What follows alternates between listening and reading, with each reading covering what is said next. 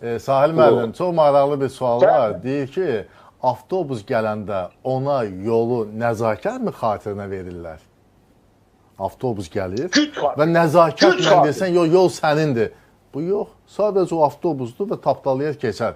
Bu günləri Birləşmiş Ştatlar dünyanın bu günləri fövqəladə dövlətidir. Hələ heç bir zaman ABŞ-ın hərbi büdcəsi 1 trilyona gəlib. Yaxşı, Çin də girə bilər Tayvana.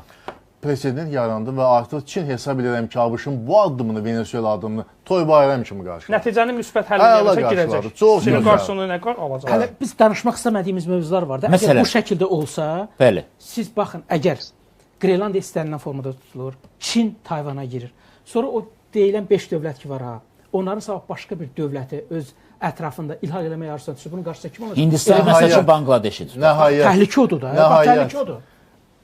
Bir anlıq təsəvvür ki, Birləşmiş Ştatlar Avropadakı 100 minlik qoşunu çəkib çıxardı. Ümumiyyətlə, başqa bir sual da çıxır. ABŞ-ın 100 minlik qoşunu nə yazır orada? Ehtiyac var. Fikir verir.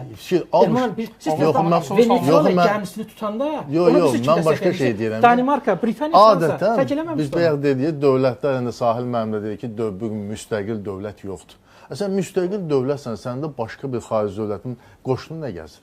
Yəni, əslində dərinə getsə, Avropa ölkələri Birləşmiş Ştatlardan onsuz da asılı vəziyyətdə idi. Müstəqil ona deyirəm ki, ərazində başqa ölkənin hərbi qoşunu olmasın. Ramşteyn kimi Almaniyanın nəhəng hərbi bazası vardı. İranda o zaman 52 nəfər Amerikanlı həbs saxlamışlar, İnqilab zamanı 79-cu ildə. O 52 nəfəri reabilitasiya, psixoloji reabilitasiya üçün Ramşteynə gətirdilər ki, bunlar psixoloji travma keçiriblər və s. Yəni, Almaniya kimi nəhəng Avropa ölkəsində ABŞ-ın hərbi qüvvəsi var, qoşunları var. İndi yekunlaşdırıram. İndi bir gün təsəvvür eləyin ki, Birləşmiş Ştatların kefi istəyir ki, daha o 100 min qoşun orada lazım deyil, mən çıxardıram hamısını.